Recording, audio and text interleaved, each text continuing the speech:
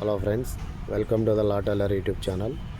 ఇప్పుడు నేను చెప్పబోయే టాపిక్ ఏంటంటే, ఎస్సీ/ఎస్టీ అట్రాసిటీ యాక్ట్ కేసు పెట్టేటప్పుడు నేరస్థలం ఎక్కడ జరిగింది, సాక్షులు ఎవరెవరు ఉన్నారు, ఎంతమంది చూశారు, అసలు జరిగిందా లేదా అనే దాని మీద పోలీసు వారు ఎంక్వైరీ చేస్తారు.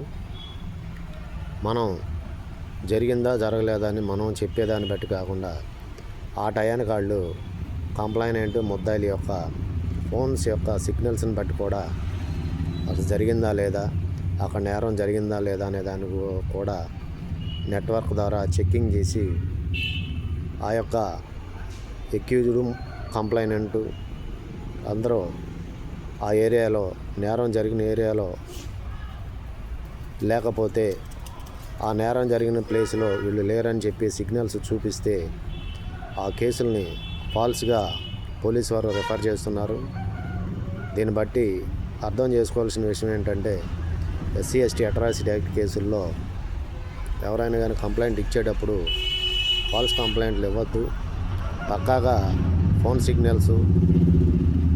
సిగ్నల్స్ యొక్క లొకేషన్ బట్టి ఆ నేరం జరిగిన ప్లేస్ ఏదైతే మీరు చెప్పారో ఆ టైంలో అక్కడ ఉన్నారో లేరో అనేది పోలీసు వారు ట్రేస్ చేసి ఆ టయానికి కంప్లైనెంటు ముద్దాయిలు ఆ నేరం జరిగిన ప్లేస్లో సిగ్నల్స్ చూపించకపోతే వాటిని ఫాల్స్ కేసుల కింద పోలీసు వారు రిఫర్ చేస్తున్నట్టు ఈ మధ్యకాలంలో కొన్ని చూస్తున్నాను.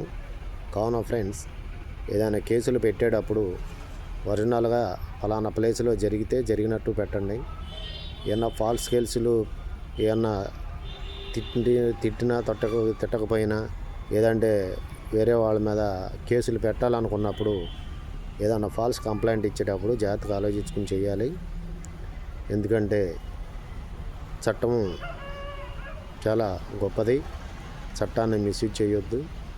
కంపల్సరీగా జరిగితే ఒకవేళ పోలీసు వారికి డౌట్ వస్తే ఫోన్ సిగ్నల్స్ను ట్రేస్ చేసి ఆ నేరం జరిగినప్పుడు ఈ ఫోను కంప్లైంట్ ముద్దాయిలు ఎక్కడ చూపిస్తున్నారో అవన్నీ చూసి ఆ టయానికి ఆ నేరం జరిగిన ప్లేసులు ఇద్దరూ లేనట్టుగానే వాళ్ళకి రిపోర్ట్స్ వస్తే ఆ కేసుని ఫాల్స్ కేసుగా ట్రీట్ చేస్తూ కేసుని ఫాల్స్గా రెఫర్ చేస్తున్నారు. సో ఫ్రెండ్స్, మరో వీడియోతో మళ్ళీ కలుస్తాను. Until then, bye friends.